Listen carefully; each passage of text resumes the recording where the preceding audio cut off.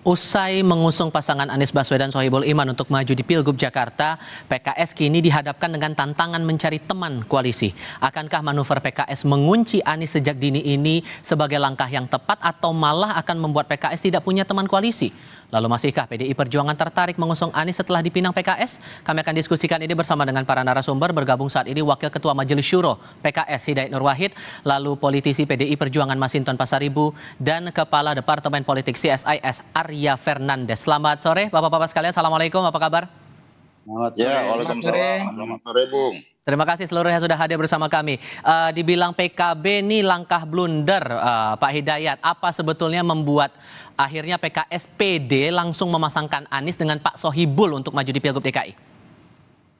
Ya, blunder atau tidak blunder itu kan pasti sudah dikalkulasi ya. Dan dari beragam tokoh yang tadi menyampaikan pendapatnya kan di situ bisa ditangkap tuh. Ada yang berpendapat lebih baik lebih cepat mengumumkan supaya kita mempunyai waktu lebih leluasa untuk sosialisasi. Tadi kan Sekjen PAN mengatakan begitu. Kalau yang lain-lain mengatakan ya tidak harus cepat-cepat, ya itu masing-masing punya kalkulasi. Tapi apakah blunder atau tidak, ya PKS kan juga bukan partai kemarin sore. Kita sudah terbiasa juga untuk mengkalkulasi beragam hal, apakah ini perlu untuk kita sampaikan atau belum perlu untuk kita sampaikan. Tapi yang jelas ketika PKS kemarin belum segera mengumumkan, PKS juga dicurigai ini ada deal tertentu dengan pihak-pihak yang lain, bahkan ada yang mengatakan ini kemudian sudah masuk angin gitu ya, sehingga kemudian PKS difitnah. Padahal memang ajuan dari DPW PKS Jakarta untuk mengusung Pak Anies dan kader dari PKS itu sejak tanggal 25 Mei. Artinya sudah cukup lama PKS untuk kemudian mempertimbangkan siapa yang akan dimajukan oleh PKS. Dalam konteks ini adalah Pak Anies bagaimana yang disusulkan oleh DPW Jakarta dan kemudian wakilnya dari kader PKS. Dalam konteks ini adalah Pak Sohibul Iman. Dan sesungguhnya kan kita tidak sedang mengunci Pak Anies untuk menjadi bagian dari PKS. Bahkan waktu itu kawan dari PKB malah mengatakan bisa menerima Sohibul Iman sebagai calon wakil gubernur asalkan Pak Anies bukan kader PKS. Nah, sebenarnya kan di situ. Kalau kemudian PKB mendukung Pak Anies sebagai calon gubernur, kawan-kawan yang lain mendukung Pak Anies sebagai calon gubernur, kan memang Pak Anies bukan dari PKS. Nah, kalau kemudian mereka setuju Pak Anies sebagai calon gubernur, ya sudah kan berarti mereka tinggal ambil Pak Anies sebagai kader mereka dan kemudian calon wakil gubernurnya dari PKS. Jadi tidak ada yang borong-borongan di situ gitu loh. Oke. Bang Masinton, ini udah langsung dipasangkan Pak Anies dengan Pak Sohibul Iman oleh PKS. Dari PDIP masih memasukkan nama Pak Anies dalam radar jadi cagup yang diusung oleh PDIP atau jangan-jangan pindah ke lain hati nih? Ya, tentu setiap partai politik memiliki caranya masing-masing lah ya, bagian dari strategi partai politik tersebut, dan kami menghormatin sikap dan pencalonan Pak Anies dan Pak Sohibul yang disampaikan oleh PKS. Nah, tentu fenomena di DKI Jakarta ya, hasil pemilu 2024 ini, pemilu legislatif, itu tidak satupun partai politik yang bisa memenuhi syarat untuk mendaftarkan pasangan calon gubernur dan wakil gubernur secara sendiri-sendiri. Maka diperlukan kerjasama partai politik. Nah, tentu ya bagi kami PDI Perjuangan ya pertama ya ada nama-nama kader dari internal, kemudian juga dari eksternal, yang itu dari proses penjaringan kami. Kader alternatifnya siapa kira-kira yang mau diusung nih nanti dari PDIP? Nah, kemudian dari proses penjaringan tadi itu disampaikan ke DPP. Kalau dari kader internal ada Pak Basuki Cahayapurnama, ada nama Bu Risma, dan ada nama Pak Pramono, dan ada nama kader lainnya begitu ya, yang disampaikan ke DPP PDI Perjuangan. Dan kemudian dari eksternal ya satu diantaranya ada nama Pak Anies Baswedan. Nah, apakah PDI Perjuangan kemudian dengan pencalonan pengumuman dari PKS tadi yang memasangkan dengan kadernya, apakah menutup pintu penjaringan tadi terhadap Pak Anies? Ya tentu bagi kami tidak langsung otomatis untuk menutup pintu itu, tetap nama Pak Anies ada dalam kotak penjaringan kami. Nah, tentu proses penyaringannya nanti ada di DPP sebelum diputuskan siapa yang akan diusung nanti. Baik, Bung Arya, kalau Anda melihat ini langsung ada nama Anies Sohibul dipasangkan oleh PKS, ini bisa menghambat atau ngeblok komunikasi politik partai lain dengan PKS, atau ada faktor lain sebetulnya yang bisa menghambat itu? Ya baik, pertama gini, dalam setiap pilihan-pilihan politik itu tentu mengandung dua hal ya. Yang pertama dia mengandung peluang, dan yang kedua tentu dia mengandung risiko. Nah, dalam hal kebijakan PKS ini, tentu peluangnya dengan memasangkan Pak Sohibul Iman dengan Pak Anies sejak awal, tentu memberikan kesempatan bagi kader-kader PKS ya, dan juga para pendukung PKS untuk lebih aktif ya, menggerakkan dukungan di akar rumput. Tapi pada saat yang sama tentu dia mengandung risiko juga. Nah, risikonya tentu adalah bisa saja ini menutup kemungkinan bukan menutup, mempersulit negosiasi di antara partai-partai koalisi lainnya, terutama partai-partai yang mungkin punya peluang akan berkoalisi dengan Pak Anies ya, bisa PDIP atau bisa PKB atau Nasdem ya. Nah, PKB atau Nasdem ya. Nah, kalau kita lihat mana di antara peluang dan risikonya yang lebih besar, menurut saya saat ini sepertinya risikonya lebih besar dibandingkan peluang yang bisa didapatkan. Gitu. Oke, kalau begitu apakah kemungkinan untuk membuat poros baru ini bisa saja terjadi untuk Pilgub Jakarta? Jawabnya nanti ya Mas ya, kita lanjutkan lagi diskusinya di segmen berikut ya, usai jeda berikut. Masih melanjutkan diskusi bersama Hidayat Nur Wahid dari PKS, kemudian Masinton Pasaribu dari PDI Perjuangan, dan Arya Fernandes. Mas Arya, saya lanjutkan lagi pertanyaan saya sebelumnya. Kalau kemudian Anda menilai risikonya terbilang tinggi, apakah akan ada kemungkinan poros baru terbentuk untuk Pilgub DKI ini? Ya, bisa saja ya terbentuk ya. Kalau kita lihat dalam sejarah pelaksanaan pilkada di DKI Jakarta, itu pada beberapa pilkada sebelumnya itu terjadi beberapa pasang ya. Misalnya kalau kita lihat di 2017 kemarin, itu ada 3 pasang ya, Pak Anies, kemudian Pak Ahok, dan Pak Agus Harimurti. Begitu juga di pilkada sebelumnya yang ketika itu diikuti oleh Pak Hidayat Nur Wahid juga ya ketika itu. Di tahun 2012 itu ada 5 pasang. Jadi menurut saya cukup terbuka kesempatan bagi munculnya poros baru, dan bisa saja itu diinisiasi oleh partai-partai yang di luar misalnya partai-partai utama gitu ya. Karena kalau kita lihat dalam situasi di mana terjadi tiga lebih dari 2 pasang, itu hampir dipastikan kemungkinan besar itu akan terjadi 2 putaran ya. Meskipun kalau kita lihat misalnya di 2017 ya itu terjadi dua putaran ya, karena dan Pak Ahok dan Pak Anies bertarung di putaran kedua. Begitu juga di 2012 terjadi 2 putaran, Pak Fauzi Bowo dan Pak Jokowi bertarung di putaran kedua, karena memang di Pilkada DKI berbeda dengan pilkada-pilkada lain di Indonesia yang dia menganut 50% plus 1. Jadi kalau muncul 3 pasang, ini tentu juga akan terjadi 2 putaran kemungkinan besarnya. Dengan tingkat rivalitas yang juga tinggi menurut Anda?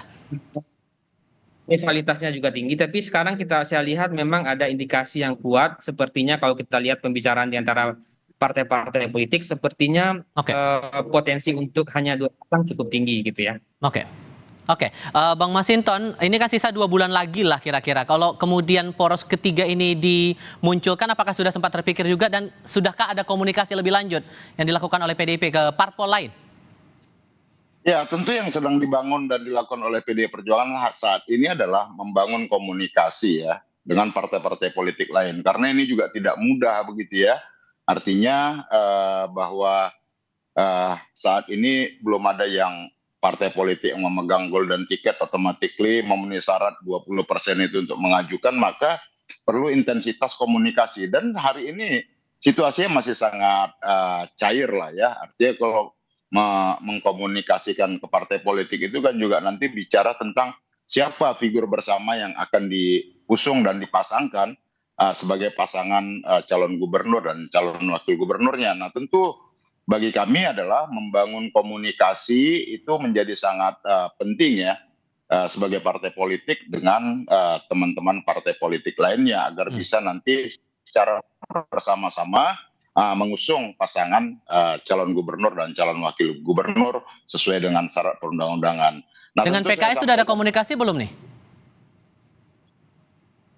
dengan PKS ya komunikasi informal lah ya. Kita masih ya kalau saya sama Pak Hidayat umpamanya ya kalau ketemu sama sama-sama di ini ya komunikasi informal antar kader lah begitu. Tapi kalau secara kelembagaan nanti kan akan ditindaklanjutin secara kelembagaan PDI Perjuangan DKI Jakarta atau juga DPP PDI Oke. Perjuangan dengan teman-teman PKS kalau nanti siapa yang sudah pas untuk diusung sebagai pasangan calon gubernur Oke. maupun pasangan calon wakil gubernurnya seperti itu. Ini sudah berani mengunci nih Pak Hidayat, Anies Sohibul, apakah sudah ada komunikasi juga dengan PDI Perjuangan soal pasangan ini, Pak Hidayat?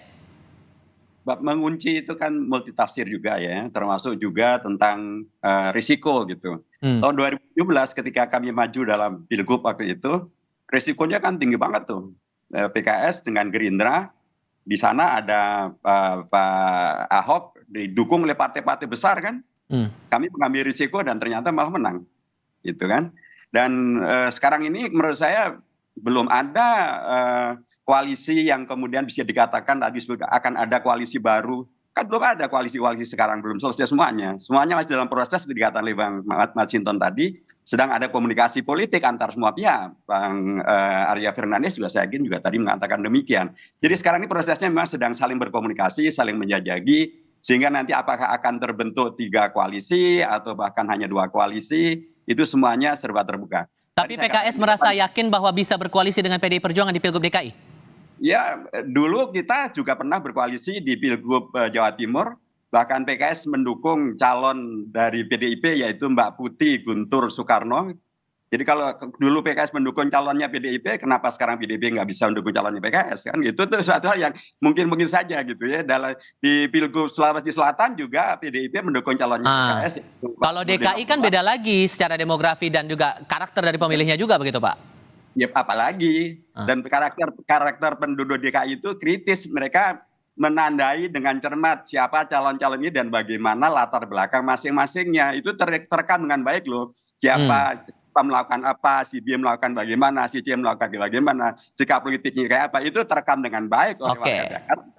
Karena kami yakin dengan pilihan kami, Pak Anies dengan Pak Iman ini adalah pilihan yang aman, menghadirkan keamanan bagi Jakarta. Tapi bukan berarti kami mengunci, karena Pak Anies kan bukan kader PKS gitu loh. Artinya misalnya PDIP mendukung Pak Anies, PKB mendukung Pak Anies, Nasdem mendukung Pak Anies, silahkan diambil. Mungkin apakah Pak Anies akan dijadikan dari PDIP atau dari Nasdem atau dari PKB, silahkan. Kalau Bang Masinton ngerasanya yakin nggak nih PDIP bakal koalisi dengan PKS?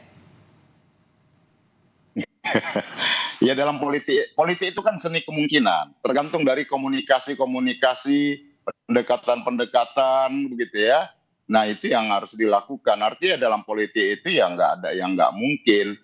Karena politik itu adalah seni kemungkinan. Maka dalam membangun komunikasi itulah nanti akan bisa ketemu itu common platformnya.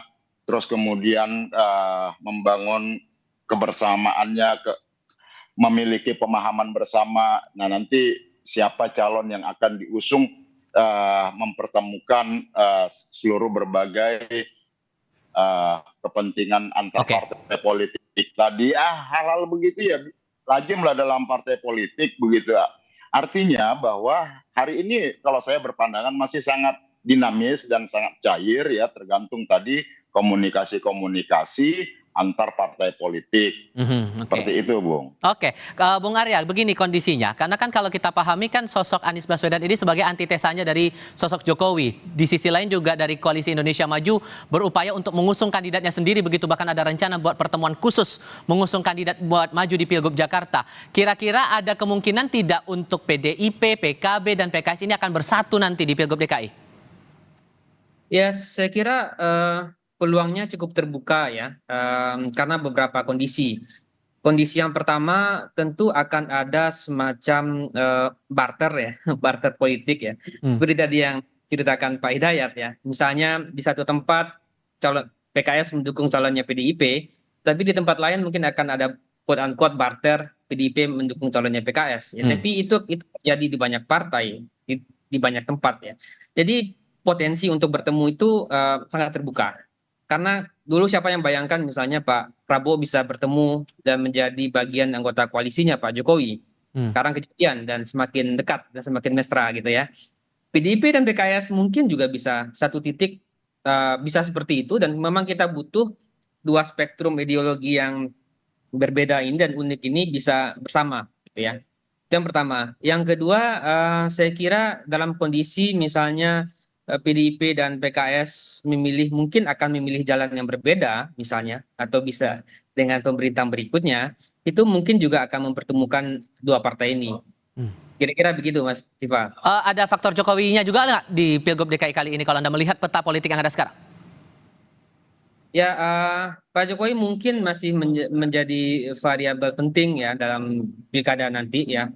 Tapi mungkin derajat derajat pengaruhnya, karena mungkin proses transisi menjadi pilkada dilaksanakan setelah Pak Jokowi selesai masa jabatannya, mungkin derajat pengaruh dan powernya mungkin tidak sebesar, dugaan saya tidak sebesar sebelum-sebelumnya. Gitu. Oke, tapi apakah dengan Jokowi efek ini yang membuat potensi PKB, kemudian PKS, PDIP, dan mungkin Nasdem akan menjadi satu koalisi utuh untuk Pilgub Jakarta? Ya, partai-partai politik saya kira sudah menunjukkan betapa pilihan-pilihan politik yang diambil oleh partai-partai tersebut, misalnya dalam koalisi 01 dan 03 di Pilpres kemarin, menunjukkan betapa partai-partai cukup percaya diri ya, meskipun pilihan yang diambil itu berbeda dengan pilihan yang diambil oleh Pak Jokowi. Saya kira di pilkada mungkin saya kira kemandirian dan otonomi partai untuk menentukan pilihannya mungkin saya kira akan juga sangat terutama untuk partai-partai yang berada di 01 dan 03 ya. Oke, singkat masing-masing 1 menit Pak Hidayat. Kalau kemudian nanti gara-gara pasangan Anies Sohibul ini malah jadinya nggak ada partai yang mau berkoalisi dengan PKS, gimana tuh? Enggak lah, kita sudah komunikasi kok dengan beberapa petinggi orang nomor 1 di beragam partai. Dan kita mendapatkan sinyal yang sangat baik. Jadi siapa sih yang nggak ingin aman? Saya yakin semua mau aman gitu loh. Jadi kenapa harus dibikin tidak aman? Kita hadirkanlah koalisi dan atau kondisi politik yang aman, dan itulah yang ditawarkan oleh PKS melalui calon gubernurnya Pak Anies dan calon wakil gubernurnya Pak Sohibul Iman. Aman. Jadi Jakarta yang aman saya kira itu lebih disukai oleh seluruh warga di Jakarta. Oke, faktor Jokowi gimana ngelihatnya kalau nanti di Pilgub DKI ini bakal cukup ketara begitu kalau dijalani nantinya? Menurut Anda Pak Hidayat? Ya nggak apa-apa, Pak Jokowi sebagai menjadi bagian daripada warga Indonesia yang mempunyai hak politik dan mungkin juga akan melanjutkan yang kemarin-kemarin, yaitu yang disebut dengan cawe-cawe tersebut. Tapi kan ini sekarang kita berada di Jakarta gitu ya. Jakarta yang kemarin waktu Pilpres Pak Anies hanya kalah 40.000 loh dari 002. Padahal kita tahulah apa yang kemudian diberlakukan untuk pemenangan ya. Tapi ternyata hanya selisih 40.000, dan sekarang Pak Anies sepenuhnya turun di Jakarta. Kompetitornya bukan Pak Prabowo, gitu ya. Dan itu tentu menjadi hitungan yang sangat baik bagi seluruh pihak. Pak Anies dukungan pada beliau bulat, gitu ya. Dan apalagi ditambah dari PKS mendukung, ada kader di situ, semakin bulat lagi. Kalau jadi kemudian ada partai koalisi yang mau bergabung ke PKS, apakah PKS bakal terbuka mengganti pasangannya Pak Anies ini? Bukan lagi Pak Sohibul? Akan ada partai politik yang bergabung dengan PKS, yakin itu. Sohibulnya? Nanti aman. Anies Sohibul Iman tetap aman. Ada partai yang akan bergabung. Kami yakin dengan itu. Kalau Bang Masinton, singkat saja, ini gimana mempertimbangkan nama aman ini? Sohibul masih dalam prioritas juga nggak kira-kira? Ya tentu masing-masing partai politik ketika membangun komunikasi itu sebelum diputuskan nanti kan, katakan Pak Ma, kalau kita coba simulasi ya, kalau kita mau dukung Anies, pasti kan PDI Perjuangan juga berkepentingan untuk kadernya di nomor 2. Nah, hal-hal begini kan secara teknis yang harus dikomunikasikan. Nah, atau kemudian ada ada figur lain yang juga harus PDI Perjuangan harus mengkomunikasikan dengan partai politik lainnya jika ingin mengusung pasangan gubernur atau wakil gubernur begitu. Jadi ini masih sangat dinamis lah. Ya, dengan semangatnya tetap mengusung kader sendiri. Ya, setiap partai politik pasti berkepentingan untuk menyodorkan kader-kader terbaiknya, entah itu sebagai calon gubernur ataupun dipasangkan dengan sebagai calon wakil gubernur. Jadi ya partai politik ya punya kepentingan lah untuk mendorongkan Oke. kadernya untuk dimajukan gitu. Yang jadi soal kan hari ini adalah bagaimana untuk memenuhi syarat pencalonan tadi. Baik. Karena tidak bisa dilakukan sendiri-sendiri secara partai politik, harus Iya. dilakukan secara bersama-sama. Tidak ada yang bisa menjamin itu, terutama untuk wilayah khusus Jakarta ED. Pak Hidayat Nur Wahid, terima kasih banyak. Bang Masinton, terima kasih. Mas Arya, terima kasih juga sudah berdiskusi bersama kami. Selamat sore semuanya. Assalamualaikum.